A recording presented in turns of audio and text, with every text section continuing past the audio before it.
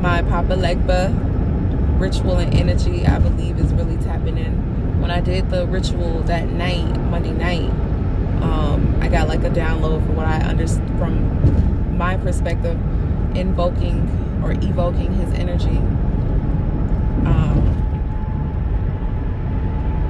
of understanding that energy of Papa Legba, of sitting at the crossroads and being a guardian of the crossroads and opening up the way, as well as being a messenger. So I definitely feel like he brought me a message in regards to him and his energy. And like with sitting at the crossroads, as I envision myself, it's almost like he spoke and said, this is what that energy represents within you. Anytime you get put into a position where you have to make a decision, that is a form of sitting at the crossroads. When you have an option to take one path or another, which we always do, that is being at the crossroads, and that energy is what you tap into when you need to make a decision about it. And there's a mundane way of using that energy, like, with opening up the way, open up the way for a job opportunity, or wanting a new house, wanting a new car, a new relationship, wanting those paths to be open for what you desire. But there's also the deep internal spiritual work of the energy. And that's when you're at a path of change. When you get to a point in your journey on your spiritual path and you realize, okay, something's got to give, something's got to be new, something has to be changed within me. And you have the option of either continuing on the path that you've been on, or stepping off into another path. Now, whatever path that is up to you to choose at your discretion. But jumping from path to path, like an internal deep path of doing work, jumping from timeline to timeline, from purpose to purpose, change to change, like all of that is sitting at a crossroad. That's being at a fork in the road in your life and having to make a decision from it. And personally, on my journey, it's coming out of a state of lack. It's coming out of a state of depression. It's coming from a state of worry and anxiety, uncertainty, and being unsure, being lost, and with a lack of direction. All that is one path that I need to leave behind. Another way to look at it is that famous saying, I don't even know if it's biblical, if it's scripture, but when I was a child, I spoke as a child. But when I became a man, I put away childish things. That is a crossroads. Going from the path of a child, the mind of a child, the outlook and perspective of viewing the world as a child, to now seeing it as an adult. It doesn't necessarily mean that you lose all aspects of yourself that existed before. When you go from childhood to adulthood, as we see, if you throw away all of your childhood, that turns you into a toxic ass adult. And I know toxic and toxicity is the word that's being thrown around loosely.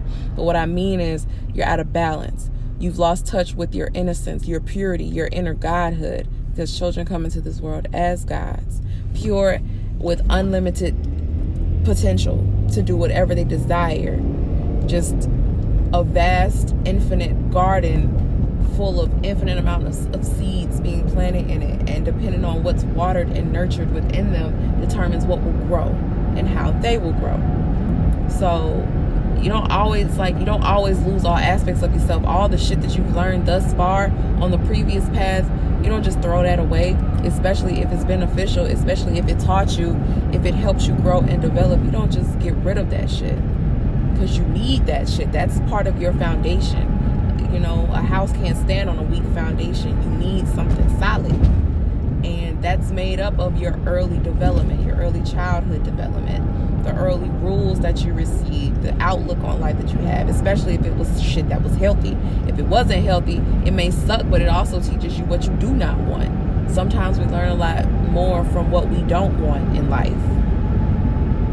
Because the law of polarity states that like and unlike are the same thing. In order to classify something, you need its opposite to compare it to give it its characteristics, so to say. So knowing what you don't want is just as powerful as knowing what you do want. Knowing what you don't shapes what you do. You need both. You know what I'm saying? I don't want to be sad for the rest of my life. So that tells me I might just want to be happy, or I might want to be joyful, I might want to be peaceful. But I want to be the opposite of sad. You know what I'm saying? So being at a crossroads, the crossroad energy of Papa Legba, that what you represents, and opening up the way exists within you when you come to a time where you have to make a decision, and you evoke that energy to tap into making a decision, basically. Simply put. And I could be wrong, I'm not initiated or nothing like that. I'm not in the religion, but this is what I got from my journey and my personal work on that ritual and my meditation, and what I visualized in my meditation, what I saw in my meditation, and what I heard. And moving on to Papa Legba representing the energy of opening the way. Once you get to that fork in the road in your journey, and you realize you have to make a choice, and you make that choice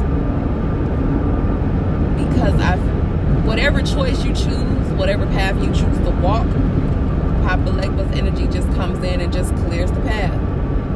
It may not always be the best path or the path of your highest good that some of us choose, but it's like you are a God in your own right. So if it's what you choose, so you will it, so shall it be. I'm going to come in and clear that path. And since it's the path you want, everything that's going to come with it, I'm going to move everything out the way so you can experience everything this path has to offer. Again, it ain't always desirable. Sometimes we make decisions to get stuck where we at, to stay where we at. So Papa Legba's going to come in, remove all these blockages. You're going to experience everything from this path that it has to offer.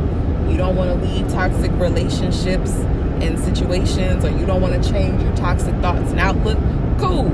I'm going to move everything out the way so you flood it with all that shit. You get all the toxic thoughts. You're going to keep attracting all the toxic partners. You're going to keep bringing in all the bad luck that you feel that you're worth, and all the lack and the stress, all that because you chose this path. So I'm going to make sure you get to experience all that it has to offer, because as being God manifested in the physical flesh, we are here simply to experience and to observe. Since you chose this walk, I'm going to give it to you. Now, if you choose a path that's more aligned with your highest will and your highest good, he'll still come in and move the path. As long as you choose, all you have to do is take the first step. And he's like, all right, that's the choice that you made. You feel it in your heart. Bam. You want a path of luck? I'm going to put some fortune in your life. You want a path of joy and happiness? I'm going to bring things, people, places to you that align with your happiness, as long as you choose to be happy. Again, walking the path is the same thing as aligning with said frequencies. Everything is energy, and energy is everything. All right? So once you choose, all right, I'm changing my outlook on everything. I'm raising my vibration. I'm getting my body, my mind, body, soul, and my spirit right. I'm tapping into the elements. I'm connecting with nature. I'm aligned with the God within me. I am the God that is within this vessel. Once you choose that and you start acting and living on it, because again, quote unquote, faith without works is dead. Once you actually take the first step, then it's like, all right, this is the path that you walk in. This is the frequency that you're choosing. Bam, I'm going to come in. I'm sweeping the path. I'm clearing it out the way. All these motherfuckers that want to come, that you've had in your life thus far, that don't match this frequency, I'm giving them the boot.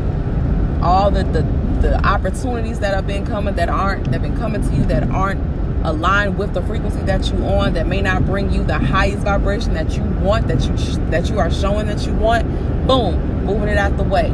The people, the places, the things that do not serve you, boom, they gotta go. They don't match. And I'm clearing the way for you so that you now receive that which matches you, that which you desire. That is the energy of Papa Legba. That's what I got from that ritual. And it was a really beautiful experience to understand that, to get that. And I'm still working on it. I still have a candle. I light his cigar. The rum is on the altar. I light his cigar every night since I come home from work. I light his candle. And I'm still allowing the energy to unfold and pour out.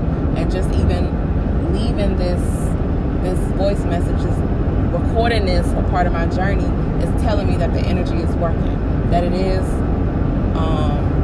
coming online. I'm coming online to the energy. It's coming online within me, and I'm connecting to it. I'm tapping into that frequency, because I've been making decisions all week, making the decision to not eat, making the decision to be disciplined, because I owe it to myself to be disciplined. When I say I'm going to do something for my health and wellness, to stick with that shit.